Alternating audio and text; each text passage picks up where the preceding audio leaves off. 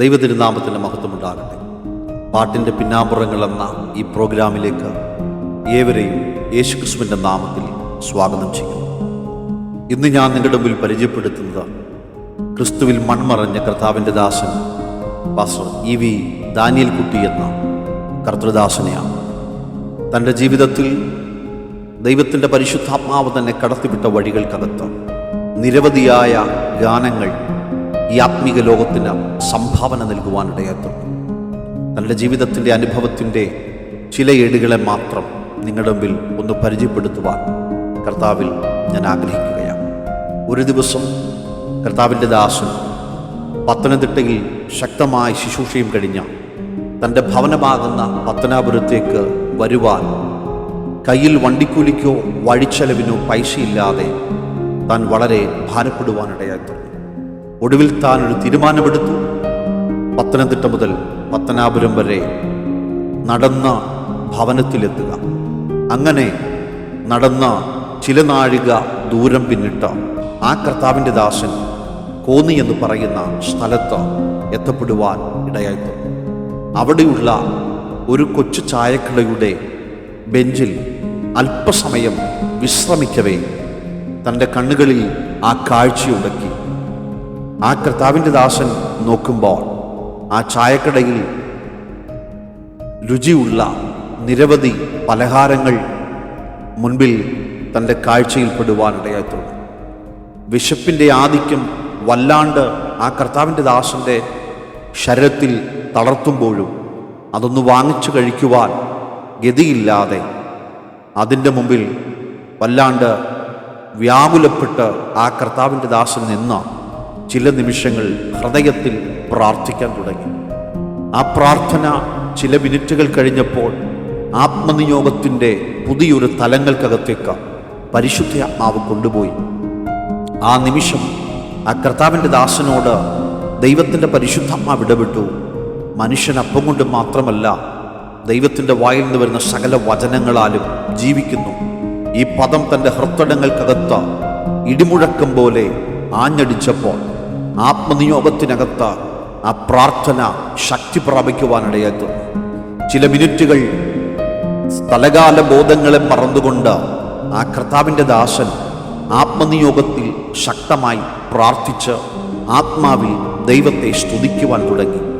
ആ പ്രാർത്ഥനയുടെ ശബ്ദം കേട്ട് ചില ആളുകൾ അവിടോട്ട് ഓടിക്കൂടുവാൻ ഇടയായിത്തീർന്നു. അതൊന്നും വകവയ്ക്കാതെ ആ ദൈവദാസൻ ആത്മാവിൽ പ്രാർത്ഥിച്ചു കൊണ്ടിരിക്കുമ്പോൾ തൻ്റെ ഹൃദയങ്ങൾക്കകത്ത് ദൈവത്തിൻ്റെ പരിശുദ്ധാത്മാവ് നൽകിയ ആ വാക്കുകളെ ഏറ്റെടുത്ത് ആത്മാവിൽ പ്രാർത്ഥിച്ചു തീരവേ ആ കർത്താവിൻ്റെ ദാസൻ്റെ അടുക്കൽ വന്ന പ്രിയപ്പെട്ടവരിൽ ചിലർ ആ ദൈവവൃത്തിന് ആ കടയിൽ നിന്ന് വയറ് നിറയെ ഭക്ഷണവും തനിക്ക് വീട്ടിലെത്തുവാൻ വേണ്ട വണ്ടിക്കൂലിയും നൽകുവാനിടയായിത്തീർന്നു.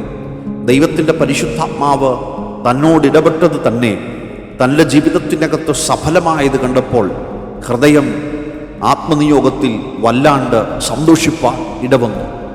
ആ സമയത്ത് പരിശുദ്ധാത്മാവ് തൻ്റെ ഹൃദയത്തിനകത്ത് നൽകിയ ഒരു ഗാനത്തിൻ്റെ വരിയാണ് പോഷിപ്പിക്കാം പത്യവചനമാം ക്ഷീരത്താൽ എന്നെ തേടി വന്നു ദൂഷിയാം എന്നെയും നാഥ എന്നുള്ള ഗാനം മലയാള ക്രൈസ്തവ മേഖലകൾക്ക് ഏറ്റവും സുപരിചിതമായ ഗാനമാണ്.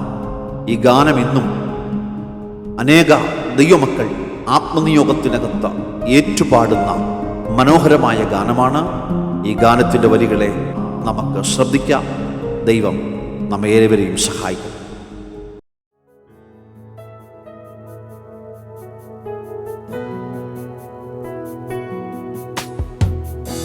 ഇത്രമാം സ്നേഹം ഉയിർ കൊടുത്തെനിക്കാ, ഇത്രമാം സ്നേഹം ഉയിർ കൊടുത്തെനിക്കാ, മന്നവ വർണ്ണിപ്പാൻ എഴുതല്ല എനിക്ക്, മന്നവ വർണ്ണിപ്പാൻ എഴുതല്ല എനിക്ക്.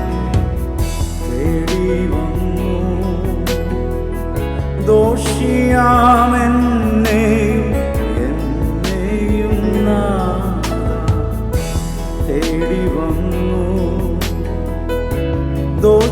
ദോഷിയാമെന്നെയും എന്നെയും നാഥ.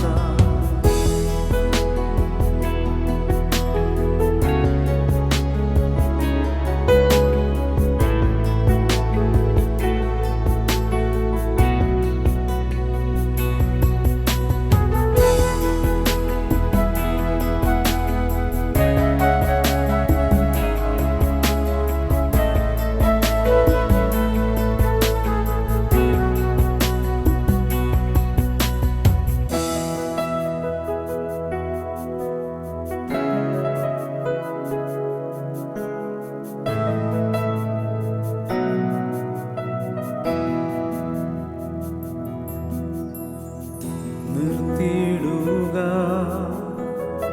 കളങ്കമറ്റേശുവെ കറയില്ലാതെന്നെ. നിർത്തിയിടുക കളങ്കമറ്റേശുവെ കറയില്ലാതെന്നെ. പളുങ്കു കടൽ തീരുന്നു ഞാനെൻ്റെ. പളുങ്കു കടൽ തീരുന്നു ഞാനെൻ്റെ. മധുരഗാന രഥമതിലേറിപ്പാൻ. മധുരഗാന രഥമതിലേറിപ്പാൻ തേടി വന്നു ദോഷിയാമെന്നെ